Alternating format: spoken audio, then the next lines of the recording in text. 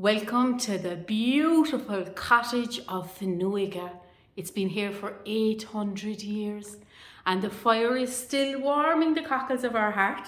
So I'm going to come over here now and speak with Jimmy. So Jimmy Deenahan, how are you?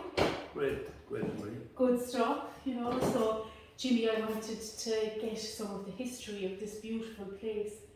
So can you tell us, first of all, how did this beautiful cottage come to be a community cottage?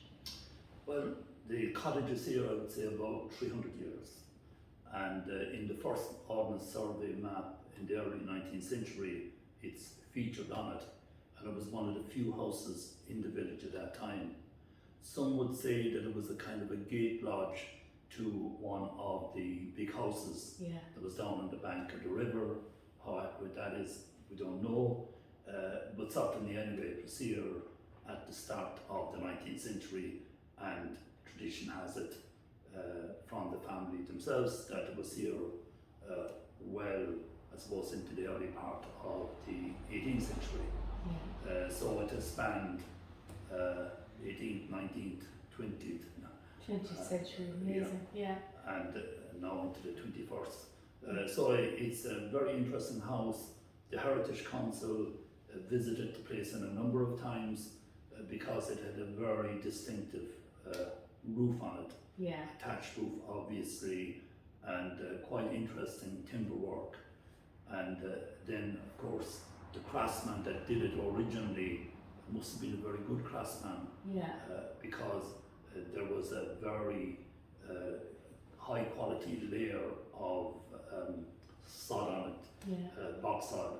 And unfortunately in 2003 the house burned down and we lost all that unique kind of roof in it and that culture that was, and all of the, I suppose, the whole format as regards the way it was, I suppose, put in place first day ever with again the reed and with the, I suppose, the bog sod that they used, and also the timber, which was bog oak, and then of course the sugons they used to tie, to attach onto the to the scraw, to the bog scraw. Do you remember the sugan chairs?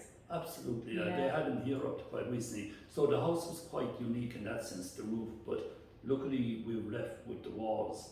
Now, when we were restoring the house after the fire, obviously the walls were stripped to some extent, and some of the walls here, they're just mud only. Then more is a mixture of mud and stone. I have great stories about that from the storytelling in Cork, because cement is it came into its being, I suppose, in the last century. But when this house was made, imagine there was no such thing as cement, so they made mortar, And also I would say there was horsehair they used as well. That's right, to bind things. And you pointed out to me, Jimmy, that the walls are sloping, and of course the reason for that was that's how they were load bearing. When it wasn't cement, you'd have the widest bit down near the ground, and then it would get narrower as it went up. Well, the walls here, they're a metre wide in places. So that's why the house is quite warm when you put on a fire here. And we were talking about that myself, and I have a visitor down from Belfast, Sharon Dixon, and when we came in out of the cold, wet, windy weather of December, this cottage was so welcoming and so warm, and the turf fire was lit. It's just beautiful, so it's ideal really for the tradition of storytelling, isn't it? And there is and was a great tradition of storytelling here in Finuge. But sure, there was a storytelling tradition everywhere in Ireland. We're storytellers, generally speaking. But here in Finuge, this was one of the houses where storytelling went on. It's gone back, 100 years. And it was also a reading house, apparently, during the time of the Nation newspaper. At that time, there was special reading houses because some people couldn't read, or they couldn't buy the paper or whatever. So I understand this was a reading house as well, Yeah. and it was a great rambling house over the years. And there were other houses too in Finuge. There were rambling houses, and there were great storytellers. I remember them when I grew up in Finuge. That it was just something that was accepted here, Yeah. and people told the stories in the bog. They would go to the bog to cut turf, but they spend most of the day telling stories to each other. And people, neighbours, would kind of congregate around one particular bog. Maybe if that person had maybe more food than the rest of them, or made better tea, they would come from the neighbouring little places where they'd be cutting around the same locality, and they'd all congregate maybe for a few hours or at dinner time, telling stories. For sure, Jimmy, this place still calls us down all the way from Cork to tell stories, and I love the fact that Finuge gave me my start in professional storytelling, because there was big storytelling in my family, but the Sean McCarthy and the Mick McCarthy competitions, they're renowned in Ireland. I think it's, you know, it's one of the longest running. It's over 30 years running, up to COVID, you know. Yeah. So Well, it's 27.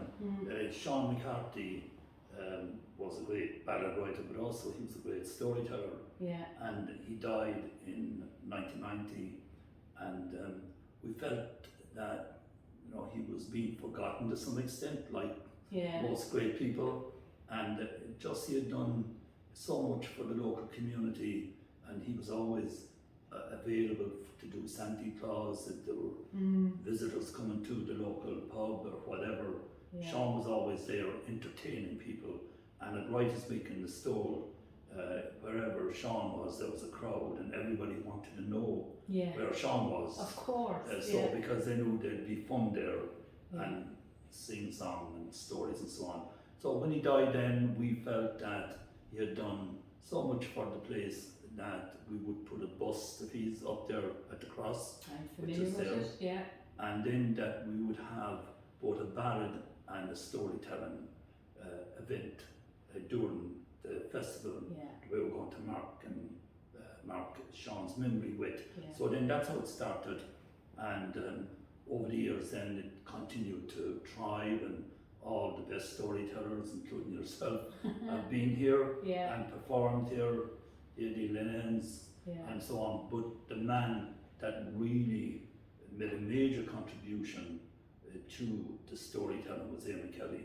And he came down year after year, never charged us anything, came down by bus or train, and this is where he performed, not just over the road in Teach Siamsa, was his last performance. It was video before he died, and that evening he said to me that he was forgetting the odd line here and there, and he said there's something wrong here, and he had a tumour obviously in his brain, the poor man. But he was very encouraging, and for Sean's sake and for Eamon Kelly's sake, two of the best storytellers that this country ever produced, we're going to do our best to keep it going. So we're depending on the likes of yourself, Maria, to help us to keep it going. I only knew the bare invitation, as you know, Jimmy, and I'd be hitting the roads down to Finuge for a great old session, and I'm really looking forward to tonight.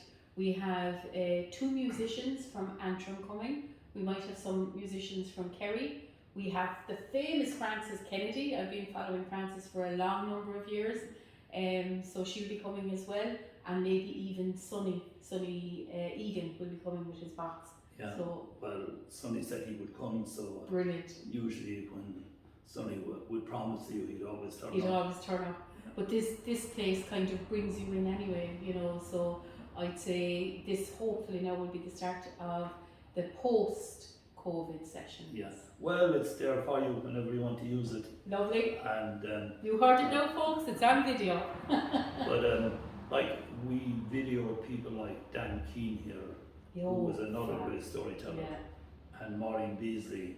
They're local storytellers, and I will look forward Dan to Keane and both Maureen and Dan Keane, they were very talented people. And of course the near visitors like Daisy from Limerick, she turns up quite a bit. She turns up, every year, and many more current storytellers. That's it, and I would have grown up listening to them you know, and would have seen them perform here, you know, over the years. So it's great to be one of the people sitting by the fire now. And I remember some years back, a young lad turned up from Causeway, Brian Murphy.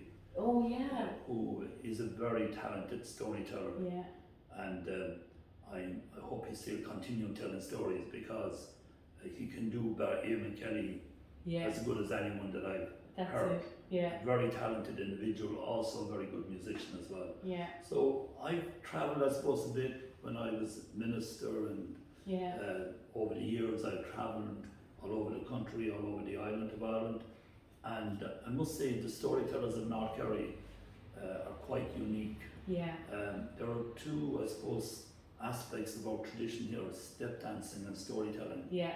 And ballad singing. That's it. That are still very strong here. Oh, very strong. There's a fella called Sean Murphy, and I normally don't praise him to his face, but I have to tell you now, he's one of the best box players I've ever come across, and a lot of the set dancers of Ireland love dancing to Sean's music, and he would say that he learnt it at the knees of the great players of North Kerry, you know, so that's very there is a great tradition. Well, Sean, I'm sure he'd have come here when he was a young lad. His parents would be regular visitors here. Oh yeah, and still are, yeah. For the Sean McCarthy weekend.